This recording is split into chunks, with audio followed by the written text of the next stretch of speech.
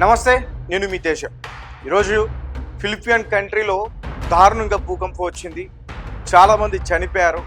కొన్ని స్కూల్స్, కొన్ని భవనాలు, పవర్ స్టేషన్స్ మొత్తం కూడా కుప్పకూలిపోయాయి. ఇప్పటివరకు 32 మంది చనిపోయారు.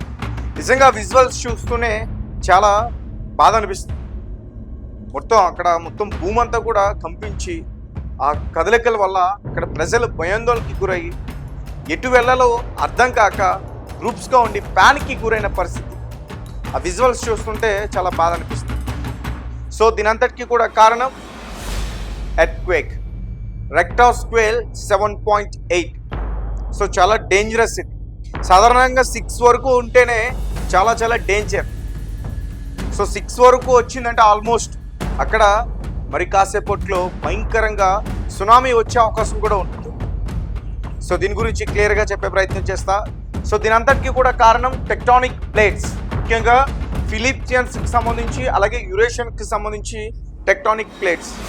సో పసిఫిక్ మహాసముద్రానికి అత్యంత దగ్గరగా ఉన్న భూభాగం ఫిలిప్పీన్స్. అక్కడ టెక్టానిక్ ప్లేట్స్ ఒకదానిపైన ఒకటి చచ్చుకుపోతూ ఉంటాయి కాబట్టి ఎక్కువగా అక్కడ భూకంపాలు వస్తూ ఉంటాయి. మీరు వినే ఉంటారు, ప్రతి సంవత్సరంలో కనీసం 20 నుంచి 30 సార్లు ఫిలిపియన్ కంట్రీలో భూకంపం ఎక్కువగా వస్తూ ఉంటుంది. భూకంపం వల్ల ఎప్పుడు కూడా చాలా ఇబ్బంది పడుతూ ఉంటారు. అయితే ఈసారి భూకంపం ఎక్కడ వచ్చిందంటే మింటానౌ అనే ప్రాంతం దగ్గర భూకంపం వచ్చింది. సో అంటే విడిపోయి ఉంటాయి, ఐలాండ్స్ కింద ఇవి విడిపోయి ఉంటాయి, కానీ ఇదంతా కూడా ఒక Philippine country. So general Santos city అలాగే సరోగాని ప్రావిన్స్, అక్కడ ఆ ఐలాండ్స్కి సంబంధించి ఇప్పుడు భూకంపం వచ్చింది. సో అంటే తీర ప్రాంతానికి, ముఖ్యంగా ఈ సరంగాని ఏదైతే ఉందో ఆ ఐలాండ్కి సంబంధించి ఆ తీర ప్రాంతానికి సుమారు 8 కిలోమీటర్ల దూరంలో సముద్రంలోనే ఇది సంభవించింది. సో దానివల్ల ఎంత ఎఫెక్ట్ ఉందంటే ఆల్మోస్ట్ చూడండి, సాంతోష్ సిటీ ఎక్కడ ఉంది, సరంగాని ఐలాండ్ ఎక్కడ ఉంది, అట్లాంటిది ఆ భూమి కంపించడం వల్ల దాని తీవ్రత ఈ మింజానో అనే ఒక ప్రాంతం వరకు కూడా వచ్చేసింది. ఇప్పుడు ప్రస్తుతం మనం కొన్ని విజువల్స్ చూస్తూ ఉన్నాం బయట. సో ఇక్కడ మీకు కనిపిస్తుందా క్లియర్గా? ఇది రీసెంట్గా వచ్చిన అప్డేట్. మింజానో ఎర్త్క్వేక్ సంబంధించి ఎగ్జాక్ట్గా ఇక్కడ వచ్చింది భూకంపం. సో ఇక్కడ కింద చూసినట్లయితే ఇక్కడ సరంగాని ఈ ఐలాండ్కి సంబంధించి ఇక్కడ రెండు ఉన్నాయి, బలుట్ ఐలాండ్ అండ్ సరంగాని ఐలాండ్. ఈ రెండు కూడా చాలా తీవ్రంగా ఎఫెక్ట్ అయ్యాయి. అసలు అక్కడ ఇంకా రిపోర్ట్స్ ఇంకా బయటికి రాలేదు. అక్కడ చాలా భవనాలన్నీ కూడా కూలిపోయాయి, చాలా మంది చనిపోయారు, కొంతమంది శిథిలాల కింద ఉండిపోయారు. సో రెస్క్యూ ఆపరేషన్స్ చేసి బయటికి తీసుకొచ్చే ప్రయత్నం చేస్తున్నారు ఈ ఐలాండ్స్ దగ్గర అయితే. సో ఇక్కడ స్టార్ట్ అయింది, దాని తీవ్రత చూసారా ఎక్కడి నుంచి ఎక్కడి వరకు ఉందో. మనం ఇప్పుడు ప్రస్తుతం మింజానౌ ఎర్త్క్వేక్ దాని గురించి మాట్లాడుకున్నాం. మింజానౌలో ఏం జరిగింది, స్కూల్స్, పెద్ద భవనాలు, పవర్ స్టేషన్స్ ఇవన్నీ కూడా కూలిపోయాయి. ప్రజలందరూ కూడా ప్యానిక్కి గురవుతున్నారంటూ కూడా మనం మాట్లాడుకుంటున్నాం. చనిపోయిన వారి సంఖ్య మాట్లాడుకుంటున్నాం. సో జనరల్ సాంతోష్ సిటీ, డడియన్ గ్యాస్, అక్కడ చాలా భారీగా సంభవించింది భూకంపం. ఎందుకంటే అది తీర ప్రాంతానికి చాలా దగ్గరలో ఉన్న సిటీ అది. సో అక్కడ భారీగా భూకంపం సంభవించింది. చాలామంది ప్రజలు అక్కడ చనిపోయే అవకాశం కూడా ఉంటుందంటూ కూడా ఎవరైతే శాస్త్రవేత్తలు ఉన్నారో వారు చెప్తా ఉన్నారు. సో అలాగే అక్కడ వాటర్, మన సినిమాలో చూస్తాం, భూకంపం లేదా సునామీ వచ్చేటప్పుడు సాధారణంగా భూకంపం వచ్చినప్పుడు ఏంటంటే ఆ భూమి కంపించి భవనాలు కదలడం, భూమి గట్టిగా కదలడం, అటు ఇటు ఊగుతున్నట్టు ఆ విజువల్స్ అన్ని కూడా మనం చూస్తాం, సినిమాలో చూస్తూ ఉంటాం. అలాగే సముద్రం ముందుకు వచ్చే ముందు ఆ నీరంతా కూడా వెనక్కి వెళ్ళిపోయి ఒక్కసారిగా 10 అడుగులు, 15 అడుగులు, 20 అడుగుల ఎత్తులో, కొన్ని మీటర్ల ఎత్తులో సునామీ వచ్చే ఆ పరిస్థితిని మనం చూస్తూ ఉంటాం. ఇప్పుడు ప్రస్తుతం ఫిలిప్పీన్స్లో కూడా అటువంటి పరిస్థితి ఉంది. ఒకవేళ అక్కడ సునామీ వస్తే మాత్రం చాలా దారుణమైన పరిస్థితి ఉంటుంది. ఇప్పటికే 32 పైగా చాలామంది ప్రజలు అక్కడ చనిపోయారు కేవలం ఈ భవనాలు కూలి వీటి వల్ల.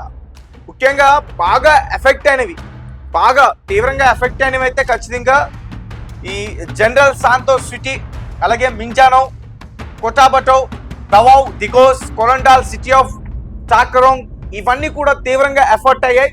వీటికి సంబంధించిన రిపోర్ట్స్ క్లియర్గా ఇప్పటి వరకు బయటకు రాలేదు. ఆ రిపోర్ట్స్ వచ్చిన తర్వాత చూస్తే ఖచ్చితంగా ప్రజలందరూ కూడా బాధపడాల్సిన పరిస్థితి ఉంటుంది అక్కడ జరిగిన దానికి.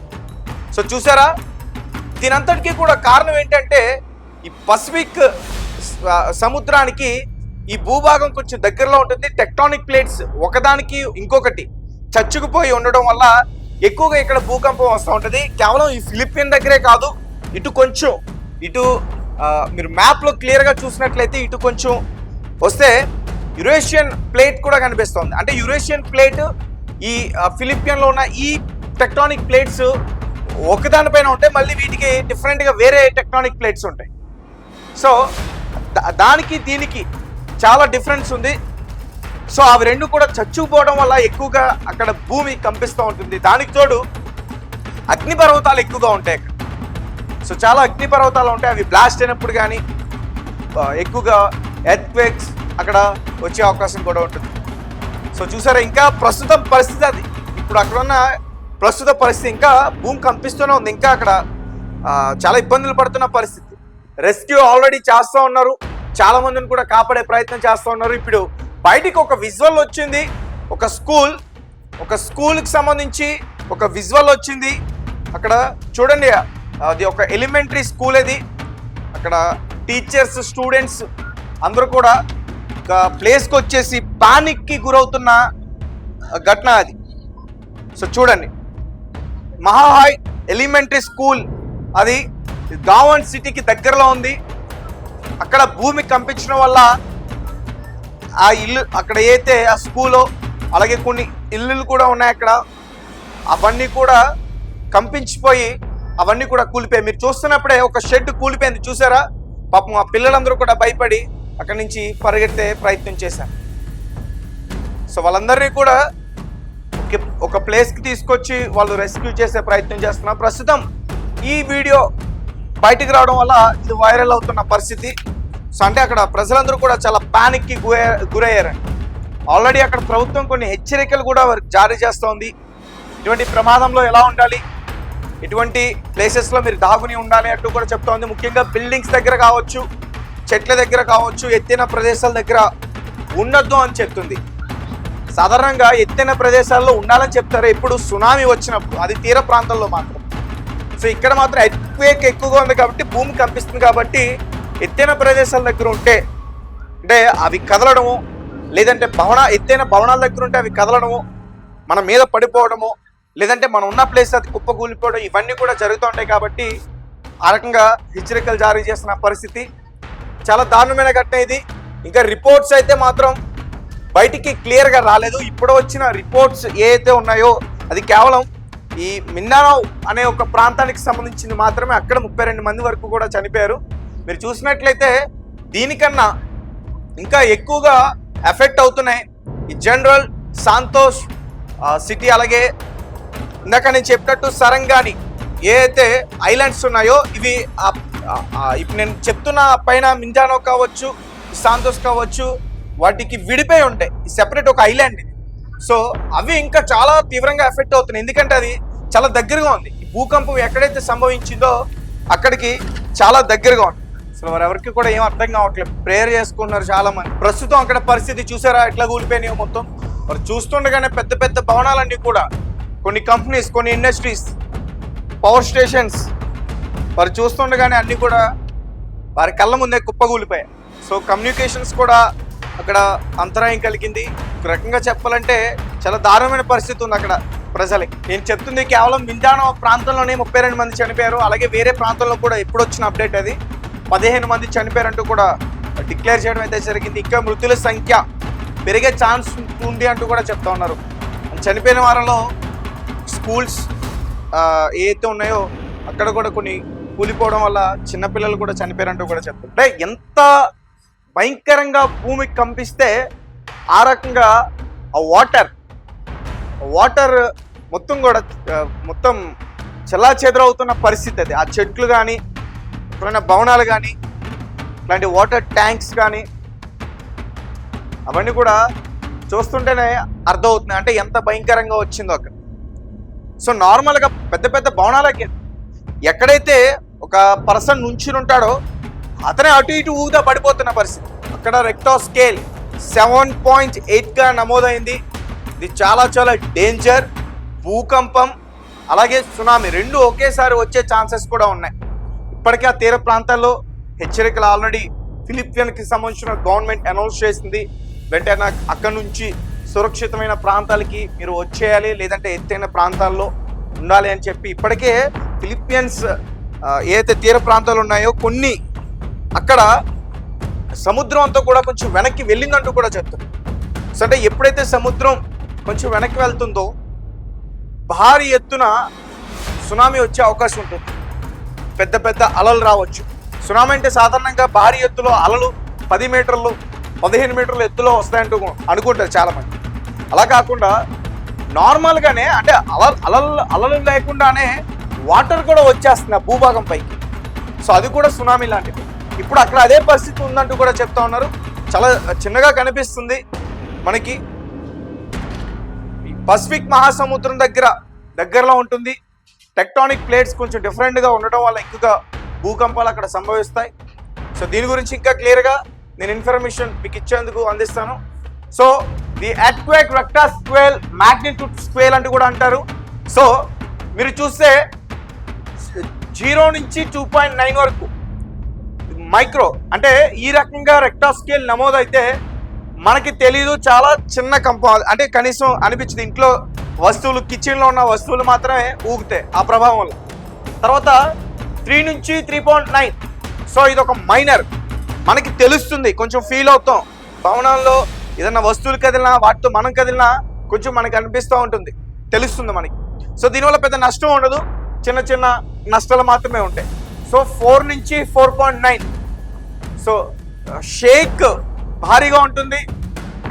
చాలా ప్రదేశాల్లో భూమి క్రాక్స్ కూడా వచ్చేస్తాయి. భవనాల మధ్య కూడా పెద్ద పెద్ద క్రాక్స్ కూడా వచ్చేస్తాయి. తర్వాత 5 నుంచి 5.9 మోడరేట్. సో గోడల్లో క్రాక్స్ చాలా నష్టం ఉంటుంది. తర్వాత 6 నుంచి 6.9 very strong. So buildings damage అవుతే ప్రమాదం ఎక్కువగా ఉంటుంది. ఇక 7 నుంచి 7.9 మేజర్, చాలా పెద్ద నష్టం. బిల్డింగ్స్ అన్ని కూడా పూర్తిగా కొలాప్స్ అవుతాయి. ప్రస్తుతం అక్కడ వచ్చింది 7.8. సో అంటే మేజర్. సో ఇప్పటికే అక్కడ పెద్ద పెద్ద భవనాలన్నీ కూలిపోవటం, తర్వాత కొన్ని స్కూల్స్, తర్వాత కొన్ని కాలేజెస్, కొన్ని కంపెనీస్, కొన్ని ఇండస్ట్రీస్ అవన్నీ కూడా అక్కడ ప్రజలు చూస్తుండగానే వారి కళ్ళ ముందే అవన్నీ కూడా కుప్పకూలిపోయిన పరిస్థితి.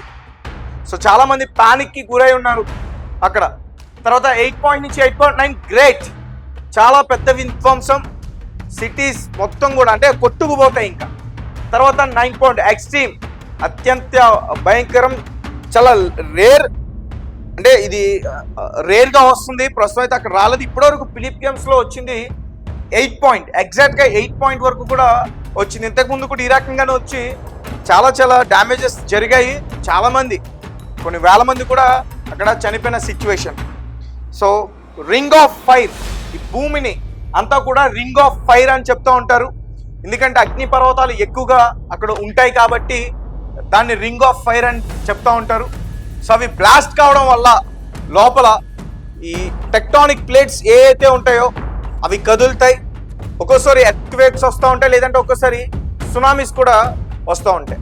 సో ఏదైనప్పటికీ ఫిలిప్పీన్స్ ఆ కంట్రీ ఏదైతే ఉందో త్వరగా దీని నుంచి కోలుకున్న వాళ్ళందరూ కూడా ప్రశాంతంగా ఉండాలని చెప్పేసి మనం కోరుకున్నాం. అలాగే ఎవరికి కూడా ఎటువంటి ప్రమాదం జరగకుండా అక్కడున్న ప్రజలందరూ కూడా ప్రాణాలతో బయటపడాలని చెప్పేసి మనం ప్రేయర్ చేద్దాం.